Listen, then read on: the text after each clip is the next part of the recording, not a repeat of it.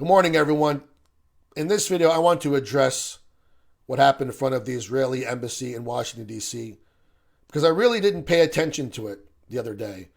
Many people were sending me pictures of a person who lit himself on fire, and I couldn't identify the uniform, so I didn't know if it was actually someone from the U.S. military doing it or some person who just put on hunting gear and just protested what was going on in Gaza. I didn't know.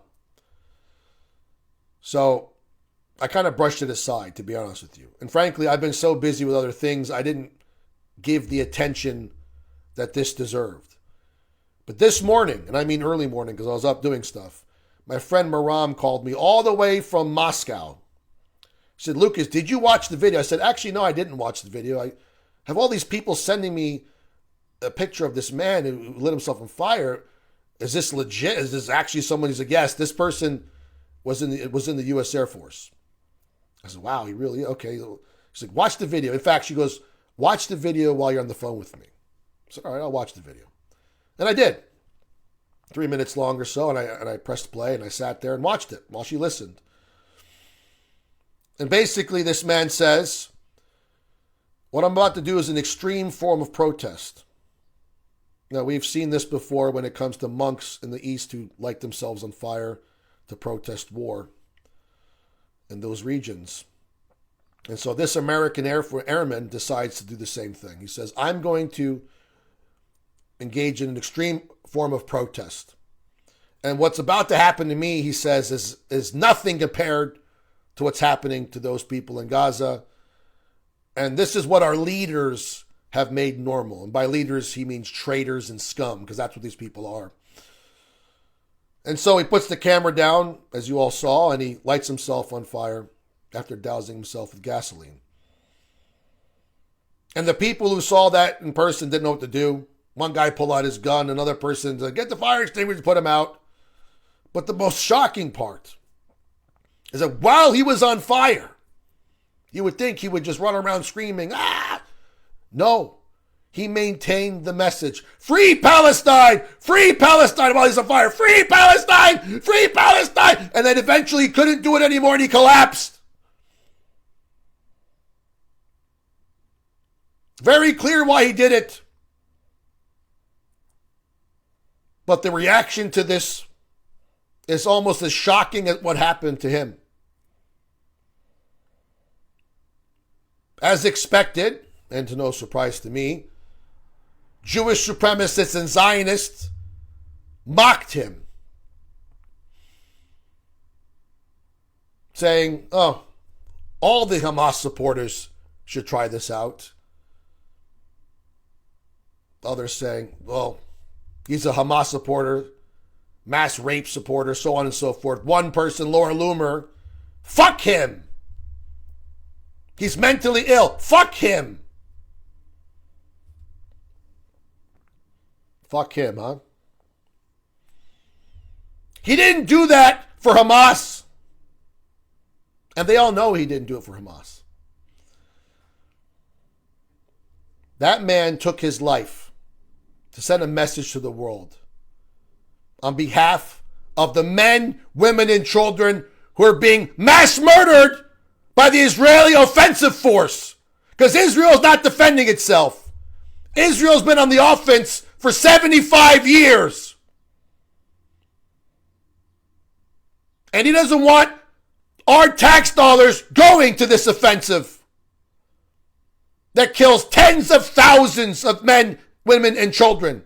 Ladies and gentlemen, let me remind you that the death toll of children alone is over 13,000. That's equivalent to 4 9/11s of children paid by your tax dollars. That's why this man did it. And combined, the death toll is 30,000 plus, which is equivalent to 10 9/11s. That's why this man did it. He did it for the people of Gaza, not Hamas.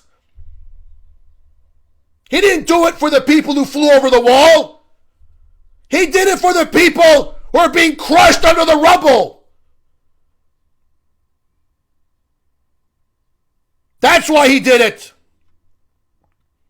And these American Jewish Zionists and traitors are mad because he didn't die for Israel. If Aaron Bushnell lit himself on fire and said, "Free the hostages! Free the hostages! Free the hostages!" they would build a shrine to him in the middle of Tel Aviv. Hollywood already would be working on a script for a new movie to honor him. But because he died for the people of Gaza, they hate him for it.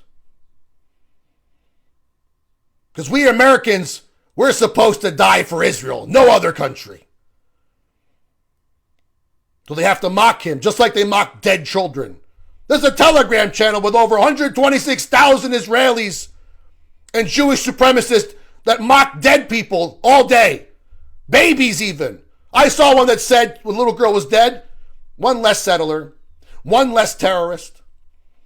And that's what they're doing with him. Why is our greatest ally mocking this person, right? Our greatest ally, Israel. What do we even get supporting Israel? Can you name one thing that we as Americans get for supporting Israel? Nothing. Just empty platitudes. He died to send a message to the world that what's happening in Gaza is unacceptable. It is a genocide. And all these American Jewish Zionists and Zionists around the world are mad for taking his life for those people.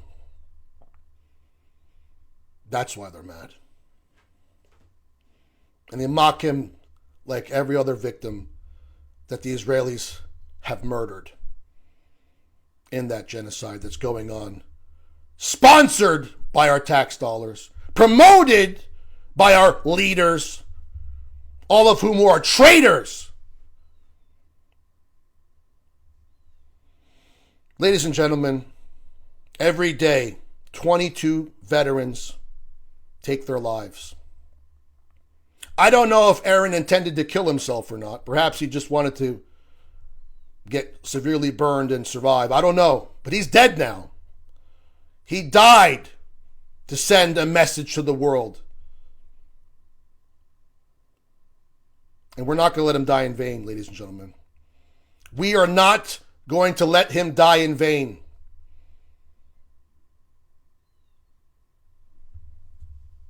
You know, ever since October 7th, a lot of people have been taking their masks off.